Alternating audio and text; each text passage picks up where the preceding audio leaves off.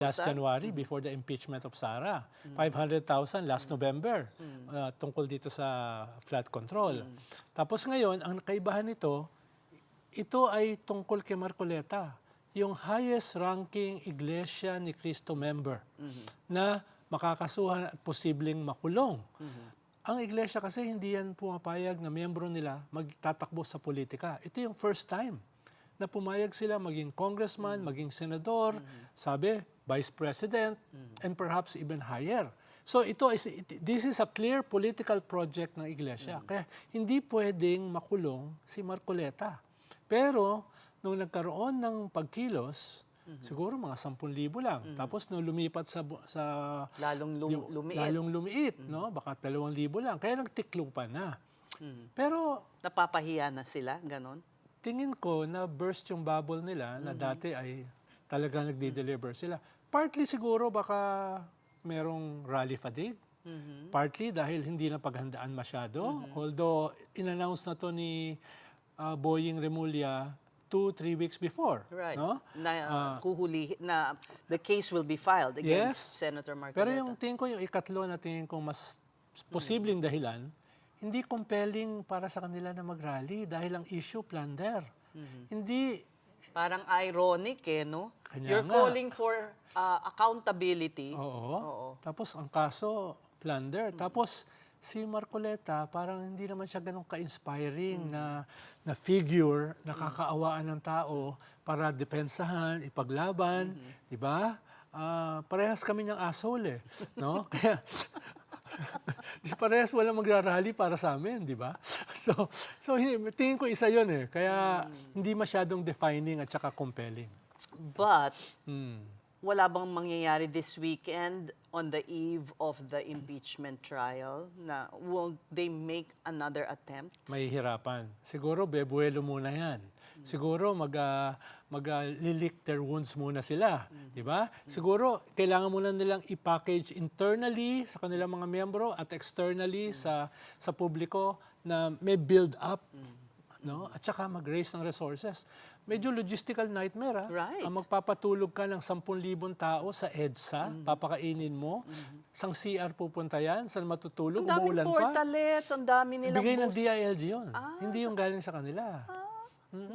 Paano kung bakit hindi sa ibang nagbigay? rally walang ganyan? Oo nga. May palugaw pa. Si Isko nga nagpakain. Kaya Yun nagreklamo yung iba. Ba't kami pag nag-rally, dinidisperse, wala nagpapakain, di ba? Oo. Kaya tingin ko hindi yan mangyayari at least in the next 1 week. No? Hindi natin alam. Baka kalagitnaan ng impeachment. We can say Safe na. epic fail. Epic fail yun. Well, Not an epic fail, but fail. Yeah. Dahil nga, wala dito yung presidente. Ibig sabihin, dinedma sila. Oo nga. Hindi ako Isa pa threatened. yun. No? Chill lang ako. No? Right. We have to also give credit to the ombudsman na tinuloy, hindi tumiklop, hindi Yes. nag-blink ang administration for once. They showed courage. Ba't ka natatawa? Ano, that was almost a compliment. It is. Isn't it? Oh, hindi, compliment na may Alam hugot. mo, no, it's tough to stand up to the INC. Yes. Other administrations have compromised, have given in. Yes. You were in the Aquino administration. You know how they... Ginawa rin sa amin yan noong 2015. Dito sa EDSA show. Nag-rally sila. Oo. For 2 Naalala days. ko yun. Nung But this was their internal conflict. Yes, pero ang tingin nila, kinakampihan namin yung isang side na hindi naman totoo. Nag-rally sila dito. Hinarangan nila yung 2 sides. Naalala ko yun. Nung second day, sinabihan namin sila, hindi na pwede. No? Kung itutuloy niyo yan sa third day, di-disperse namin kayo. Nag-disperse sila nung second night. So you also had courage. Si Pinoy, hindi ako. No, pero ibig sabihin, ganyan ang kalakaran kasi meron din siling posisyon na hinihiling, hindi ba? Mga appointments in various agencies. Kung kukurap ka, kung magbiblink ka, exploit ka. Kaya huwag kang kukurap. In this case, hindi kumarap yung ombudsman, hindi rin kumarap yung presidente. No? Pero, hindi siya tumuloy doon sa FOCAP activity niya. Kasi, yung foreign correspondent. Siguro hindi pa nila alam, no? Oo. Buti naman, tumuloy siya sa state visit. catastrophic yan kung di siya If you- tumuloy. yeah. Para sa external as well as internal audience. Plus, Canada is helping us in the West Philippine Sea. Yes. At ano saka, bang- tsaka yun yung biggest supplier ng oil ng US. Oo nga. Ngayong may oil crisis, baka isa yan sa ine-negotiate ni BBM. Ito lang, Ronald, ang medyo nakakapagtaka sa ombudsman. Parang sa kanila may credibility ang mga bagman ni Saldico, ang mga bodyguard. They will use their affidavits, their testimonies, Not all. Some. some. 3 yata, no? Yung medyo rigorous yung 18 kasi medyo may weaknesses no? May dagdag bawas. Oo nga. Hindi, tsaka nung una kasi iisang affidavit lang yon. Ngayon, isa-isa na silang nagbigay. Siguro ni-review nila, ito yung mas okay. Pero wala pa rin si Gutesa. Oo No? nga. Yun yung Nasaan na missing. ba yun? Hindi ko alam. Hindi ula sa akin. Sigurado ka, hindi mo alam? So, ibig sabihin, merong truth rin naman na sinasabi itong some of them at least. I think so dahil mga naman yan mga bodyguard, mga delivery boys, no? Although sabi nga ni multi-awarded Medal of Valor Ariel Carubin, medyo nakakahiya naman na tatawagin silang mga Marines at saka dahil undignified na ikaw yung tiga-deliver ng mga pera. No? Mahiya naman kayo. Yun ang ni Ariel Carubin. No? Pero ang pinakamatindi talaga, yung mga nadagdag, mga nabawas, di ba? Yung masyadong lang. obvious Yun di ba? lang. So, sure ba ang ombudsman dito? Or ganun na lang silang kadesperado to get evidence? Baka may iba pa silang evidence. Paano hindi mo naman yan i-announce Di ba? Hindi mo naman Pero i-announce. hindi ba, I recall in many of your interviews, sinasabi mong nakakapagtaka rin si Ombudsman Boying na ina-announce talaga niya yung mga moves niya. Can't he be more secretive about it? Or I guess, because nga nag-promise siya nung December and so he feels bound to, Yes. update us. Yes. Pero halimbawa, yung nung November, in-announce niya na may warrant of arrest si Bato sa ICC. So kinabukasan, nagtago si Bato. Oo Mga nga, ganun ba? oo nga eh. The Remulla brothers are a bit no, but we don't begrudge them that. Kasi masaya rin tayong naririnig silang mag-reveal ng information. Tsaka mga politiko rin sila So siguro yung instinct din nila as politicians ay ngayon kasi ombudsman na dapat mas circumspect ka sa ginagawa mo. Baka minsan hindi ganun kadali dahil nga all your lives mga politiko kayo Yeah. 'Di ba? Syempre ang politiko may kaunting epal, 'di ba? I remember sabi nga rin ni Frank, kaya Drilon, Oo. ayaw niya mong pumunta ng judiciary kasi kailangan magkulong ka di ba? I mean, wala ka ng social life, basically. Actually, sabi nga ni Frank nung isang dinner namin with the Singaporean ambassador, sabi niya, kung ako ay tinanong nila tungkol dyan sa kanilang announcement na bago magpasko, ay marami nang kakasuhan at makukulong. Sabi niya sa kanila, hindi yan ganun kadali. No? Knowing our judicial system. Yeah. Diba? Knowing our judicial system, hindi yan ganun kabilis. You could have the will Yeah. and the passion, the determination, but it's not It's enough. not a very efficient judicial system, if I may say so. Ito, umakyat ng entablado si Robin Padilla. And ngayon, medyo konting umaano yung tono niya, no? Although palaban, sinasabi niya, yung nanay ko, hindi sanay makita ako araw-araw, maapektuhan ng asawa niya, tsaka mga anak niya, mga ganun-ganon. What do you make of that? Hindi ba niya naisip yung ginawa niya kasi? Well, siguro dahil may parating siyang kaso rin, obstruction of You're right. justice, at maraming smoking gun doon. May CCTV, etc. No? Ikalawa, hindi ko naman ibibigrad sa kanya, baka nagkakaroon siya ng konting self-awareness. No? Dahil dumalo siya doon sa, Nandun siya sa INC rally. Hindi lang. Yung itong, sa mga ocular. caucus, yung caucus. Nandun siya. Oo no? nga. Siya lang yata, or another one, yung So he kasama. looks more cooperative. Yes, so Either a combination niya ng kaso na parating sa kanya or a little self-awareness. Parang may reality check na siya. Oo, na Ano bang obstruction? seseryosohin kayo. Baka akala nila hindi sila seseryosohin, di ba? Especially with this filing of the case against Marcoleta, you can see na, oy, seryoso kami. May political will ngayon. Oo nga. If nung dati, wala. Ngayon, Tama. meron. It took 4 years. Okay. Wag na nating let's give them that. Bigyan mo naman ng credit where credit is due, kahit paminsan-minsan. Oo nga. Okay. The trial of the century, according to private prosecutor Lorna Capunan. Will it really be? Or baka naman sa Lunes, mapagod tayo sa mga technicalities na debate bago mapunta sa beef. Yeah. Well, baka in a way, yes and no. Yes, dahil nasa gitna tayo ng napakaraming unprecedented crisis. No? Itong crisis sa unprecedented corruption, unprecedented impunity ng previous government, na daming namatay, no? Yung unprecedented invasion sa ating If I territory. may interrupt, Yeah. yung the latest book ni JC Punong Bayan, yung low growth rate is really due to the Duterte, aside from the drug war. Yeah. Yung hindi magandang pamumuno. Yes, dahil nagsimula itong libo-libong flood control, 14,000 ang panahon ni Ticong. Yeah, Hindi ito actually. nagsimula ngayon. Although marami rin ngayon, no? Kaya hindi pwedeng sabihin na ito ay nangyari overnight. At Okay. Tapos, So ano pa yung mga yeah. krisis? Tapos ito yung Inflation. first time na merong foreign invader sa ating territory. And the richest at that. At itong foreign invader na ito, may mga kaalyado rito. At isa na rito, yung Vice President. Marami dito, mga chinadors, nakasama dito sa mga kaso.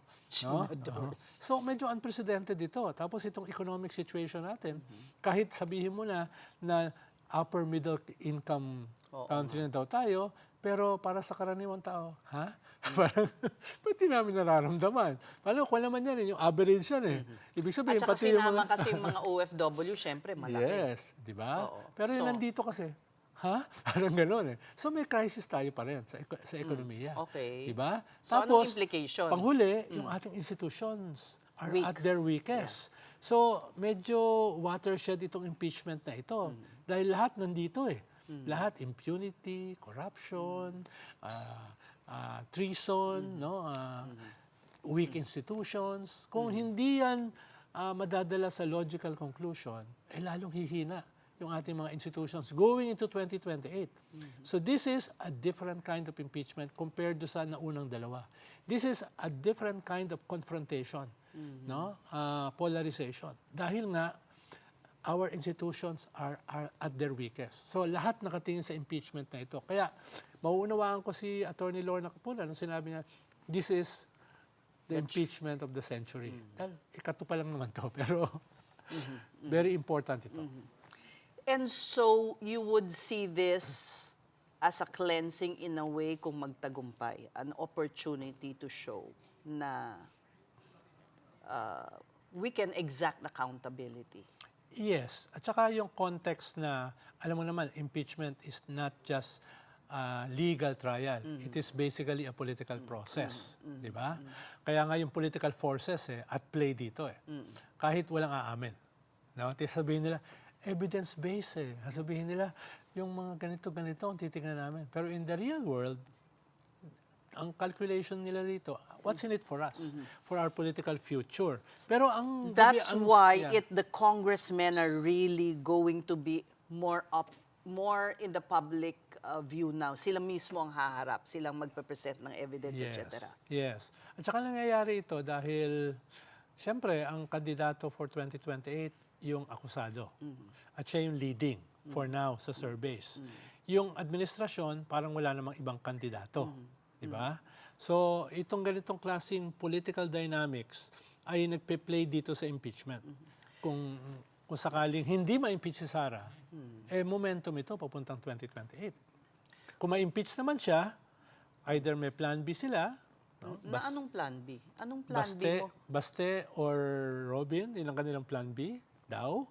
So, kung ma-impeach, tingin ko maraming tatakbo sa 2028. Kung hindi ma-impeach, it will be one-on-one. One candidate for everyone. What if it's delayed until the filing of candidacy, hindi siya matapos? I doubt it. Baka nga mas mapaaga pa eh. Dahil, Who benefits from an early conclusion?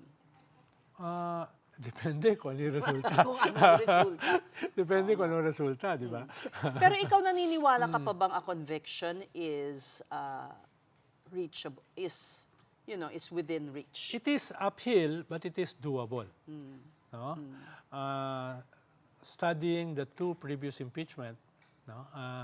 Halimbawa, yung kay Corona. Actually, no, nung kay Corona, overwhelmingly no ang objecting yung karamihan sa Senate, no? Tama ba? You were there. Yeah, it So, started with sige, a very kwento mo. small number na convinced sa conviction. Okay. No? Siguro mga 7-8. It ended with 20. No? So it's a combination ng, yes, evidence, yung people's pressure because of the evidence, at pero mas dominant dyan, yung political calculation ng each separate republic, yung each senator. No? Political calculation in what way? What do you mean exactly? That voting against conviction would be... Quid pro quo, So, carrot and stick. so ibig sabihin, nag-exert din ng, I don't know if I'd call it pressure. Marami Okay, kasi nag-offer ng mga carrots ang Marami mga kasing- Hindi ba laging sinasabi yan ng mga DDS pagka dumadating yan? Yung, magkano ba? I forget the amount that was supposedly paid in Marami kasing- terms of pork barrel. Or, Marami kasing klase ang pressure eh, no? Kaya halimbawa, ngayon, ang daming senador na may skeletons in their closet. Wala na nga sa closet eh, nakabuladlat na eh. Oo nga. At saka hindi na pwede yun kasi may iniimbestigahan na sila ng ombudsman. I Yes. think that's beyond. Yes. Oo. Hindi na- Lalo na pag naka-file na, di ba? Eksakto. So, ang tinitingnan nila is a SARA acquittal, favorable for them. No? Is a SARA conviction, favorable for them. No? Bawat mga senador, meron naman yung mga principals na mga negosyante, mga political patrons, no? Lahat naman niya may mga ganyan. So, iba't ibang pressure ang magkukan sa kanila, makaka-influence sa kanila. Hindi ko sinasabing isa lang. It could be several. Nasaan ang publiko dyan? And the desire to exact accountability. Hindi, nandun yung publiko dahil, halimbawa, Ibig sabihin, marami dyan re-electionist. No? Halimbawa, Alan Peter, Mark Villar, Chis Escudero, you mean pwedeng etc. bumaliktad ang isang Alan Peter?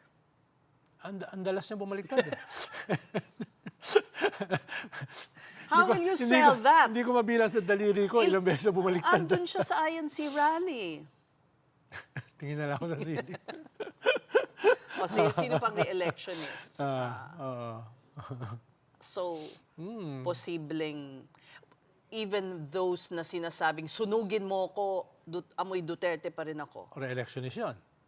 Oo. Pwede yun? Oh, hindi ko alam.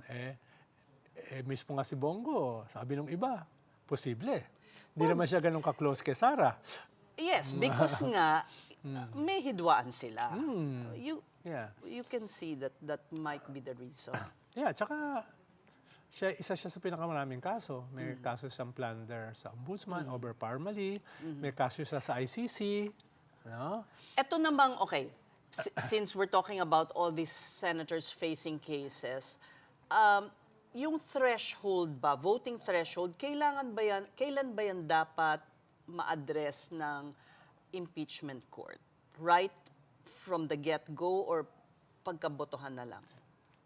Ano ibig sabihin? Yung gano'ng karami? Oo. Well, yung iba dyan, made up their minds already. Alam mo, sabi nga ni Kwan dati, sabi ni Robin Hood Padilla, pagdating nandito sa Senate, i-reject na namin yan. Ibig sabihin, may judgment na siya. Ganon din ang sinabi ni Marcoleta at ng ibang mga, si Amy, no? So, yung iba dyan, talagang may kwa na. Meron ng desisyon. Di ba? Pero, mga politiko yan eh. Yung Hindi, kanilang ibig desisyon. sabihin, baka naman mapako ang usapan dyan muna. Yung ilan ba dapat ang bumoto, ilan ang what constitutes 2/3. Well, kung di naman magpapasya niya, Senado eh. Oo nga. Oo. Dapat ba sa umpisa pa lang o i-postpone yan when it comes to the... Baka i-postpone muna nila dahil hindi nila alam kung ilan pa makukulong eh. Ibig sabihin, baka posibleng wala si Senator Marcoleta sa Lunes. Posible, or doon siya hulihin. Paano lalabas ang warrant either Monday or Tuesday? No? Wala namang hindrance para hulihin siya. No? Walang nakalagay sa Constitution. At mismo yung simple courtesy, yan yung para sa mga kaso na below 6 years. So, agaw eksena naman yan sa impeachment. Oo, masaya na naman kayo Di yan. ba? Hindi naman kami masaya. Alam mo, actually, it's exciting but it's also bad, di ba? Yeah, bad for the country. For Biro the country. mo, parang walang tigil eh, yung drama. Yeah. Para sa mga investors, tsaka na muna kayo mag-i-invest. Papanoorin muna namin. Eksakto, kahit na nasa upper middle income level na tayo, these goings on Mas are a pa yun, drag, ano? Oo. Actually, may pros and cons siyang upper middle income country dahil mawawalan ka ng mga ODA, no, etc. No? Sabi naman ng DepDev, 3 years pa yung transition. We have to maintain. 2 years na lang yung gobyerno. Oo nga. Ikaw naman masyado kang pessimistic. At saka yung target nila, alam itong nakaraang quarter, 2.7 na lang yung growth eh. Di ba? From a high of 7 ngayon eh. Tapos yung target na 4, 2.7. Sana naman tumaas-taas. Maraming paliwanag eh. Pero yung output ang tinitingnan natin, lalo na ng mga investors. Pero ang isang bright spot, would you say bright spot, is the way this administration has been standing up to China, the president? Yes. Yes. Dahil meron kang new patriotism ngayon. More than 90% ng mga Pilipino, nare-realize nila yung pagiging Pilipino nila pag may invader. Dati, taken for granted yan eh. Ngayon lang nila naunawaan, ano ba itong West Philippine Sea? Mukha si Marcoleta lang hindi nakakaunawa kung ano yung West Philippine Sea. So bakit hindi yan nakakadrag kay VP Sara? You know, if overwhelmingly the population is anti-China and understands anong ginagawa nila,